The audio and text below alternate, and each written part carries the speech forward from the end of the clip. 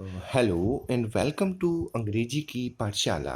और आज हम करेंगे क्लास 12th का लेसन फर्स्ट और कॉम्प्रिहेंशन पैसेज नंबर 3। और लेसन फर्स्ट आपने सभी ने रीड कर लिया होगा। अगर नहीं किया है तो आप लेसन फर्स्ट की, जिसका नाम है द लास्ट लेसन, वो भी देख सकते हैं। आइए देखते हैं कॉम्प्रिहेंशन पैसेज में राइटर क्या कहता है। यूजली, यूजली होता है अक्सर या प्राय। हर रोज क्या होता था? When the school begin, school शुरू हो जाता था, देयर वाज ए ग्रेट बसल। बसल होता है नॉइज, ग्रेट मीन्स बहुत ज़्यादा। जैसा कि आपने देखा होगा, स्कूल शुरू होते समय बहुत ज़्यादा शोर होता है। विच कुड बी हर्ड, जिसे हम सुन सकते हैं, here heard, heard out in the street, बाहर गली तक भी वो शोर जाता है। द ओपनिंग, शोर किस चीज का होता है? The opening and closing of desk. पहला शोर तो जो बेंच होते हैं जिन पर हम बैठते हैं, जिन्हें डेस्क बोला जाता है। डेस्क वो होता है जिसमें एक जगह पर आप बैठते हो नीचे, और ऊपर बैग रखने की जगह भी होती है, that is known as desk. और अगर उस पर दो बच्चे बैठते हैं तो उसे फिर ड्यूअल डेस्क कहते हैं, दो बच्चों का ड्यूअल डेस्क। तो यहाँ पर कहते हैं राइटर कि एक तो डेस्क, बेंचों का बहुत शोर होता था। नंबर दो, लेसन्स रिपीटेड, जो याद करते हैं ना, दोहराना, रिपीट करना, दोबारा करना। इन यूनिसन, एक साथ, यूनि मीन्स एक, एक साथ। जब सभी बच्चे एक साथ मिलकर किसी लेसन को दोहराते हैं तो बहुत शोर आता है। वेरी लाउड, और ये शोर इतना ज्यादा होता है, लाउड मीन्स तेज। With our hands over our ears, कि हमारे जो हाथ थे वो हमें अपने कानों पर रखने पड़ते थे, ताकि दूसरे की आवाज तो हमारे पास पहुंचे ना, और हम बोल बोल कर अपना काम करते रहें।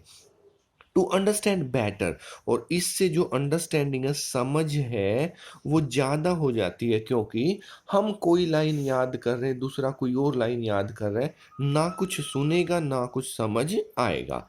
And the teachers great ruler, और जो अध्यापक के हाथ में जो डंडा होता है वो बहुत ग्रेट, वो हमें बहुत बड़ा दिखता है, बहुत महान दिखता है, बिग दिखता है।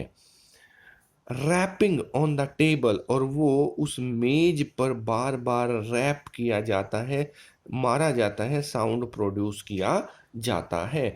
ऐसे लगता है मानो किसी सर्कस में जो रिंग मास्टर है वो अपना चाबुक घुमा रहा है, और हम सब शेर हाथी उस चाबुक पर, उस डंडे की धुन पर नाच रहे होते हैं। बट नाउ, अब देखिए, it was all so still, सब कुछ बिल्कुल शांत था। स्टिल होता है ठहरा हुआ। वो सॉन्ग भी है कि ठहरे हुए पानी में कंकर ना मार बावरी, मन में हलचल सी मच जाएगी। कि इतना स्टिल, इतना शांत, इतना ठहरा हुआ। I had counted on the commotion, मैंने ये काउंट किया है, गिनती करके देखी है, 1 2 3 4 5 6, मैंने बहुत बार गिनती की है। ऑन द कोनोशन, कोनोशन होता है कन्फ्यूजन, कि कई बार तो इस चीज पर बहुत कन्फ्यूजन भी होता है, CONFUSION, confusion. To get to my desk, कि मैं अपने बेंच तक, अपने ठिकाने तक पहुंच जाता था। विदाउट बीइंग सीन, कि इस कंफ्यूजन में, इस आवाज में मैं अपने ठिकाने तक पहुंच जाता था। जैसे अगर आपने कभी जम्मू कश्मीर और पाकिस्तान की सीमा पर गोलीबारी की अगर समाचार आपने सुना है, तो वो क्या करते हैं, या जैसे कई बार मूवीज में भी दिखाया जाता है कि जब पुलिस की और गुंडों की या उग्रवादियों की मुठभेड़ होती है, तो वो क्या करते हैं, कवर फायर देते हैं। ये कवर फायर, कि एक तरफ गोलियां चलाना शुरू कर देते हैं, सबका ध्यान उसी तरफ चला जाता है, और इसी कंफ्यूजन में दूसरी तरफ से हमारा हीरो या हमारा जो उस मूवी का गुंडा होता है, या जो भी गलत काम करने होते हैं, उसी कंफ्यूजन में हो जाते हैं। तो हमारा जो ये फ्रेंच है, छोटा-सा बच्चा, ये भी इसी कन्फ्यूजन में, इसी शोर में मौका देखकर गिनती की उसने कि पता नहीं कितनी बार मैं अपने ठिकाने तक, मैं अपने डेस्क तक पहुँचा हूँ। लेकिन आज नहीं हो पाएगा, बट ऑफ कोर्स, लेकिन मैं ये निश्चिंत रूप से, निश्चय से कह सकता हूँ, ऑफ कोर्स, बिना किसी संशय के मैं ये कह सकता हूँ निश्चित रूप से, that day everything had to be as quite, सारी की सारी चीज़ें इतनी क्वाइट, इतनी शांत, एज संडे मॉर्निंग, कि मानो ये तो कोई संडे है, कोई छुट्टी का दिन है, और सुबह की तो ये बात थी ही। तो ये सब मुझे संडे मॉर्निंग की तरह लग रहा था। थ्रू द विंडो, और इसी चीज़ को मैं खिड़की में से देखता हूँ। थ्रू होता है में से, अंदर, किसी भी चीज़ के अंदर से। विंडो, खिड़की, खिड़की में से मैं जब देखता हूँ, आई सॉ माई क्लासमेट्स, मुझे अपने क्लास के मित्र, मेट्स होते हैं मित्र, साथी या सहपाठी, ऑलरेडी इन देयर प्लेसेस, सभी अपने स्थानों पर बैठे हैं। एंड मिस्टर हैमिल, और हमारे जो टीचर हैं मिस्टर हैमिल, हमारे अध्यापक, और ये अध्यापक भी किस भाषा के हैं?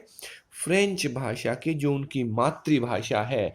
लेकिन अब उनके देश पर जर्मनी का कब्जा होने के कारण उनकी मातृभाषा भी अब बदल गई है।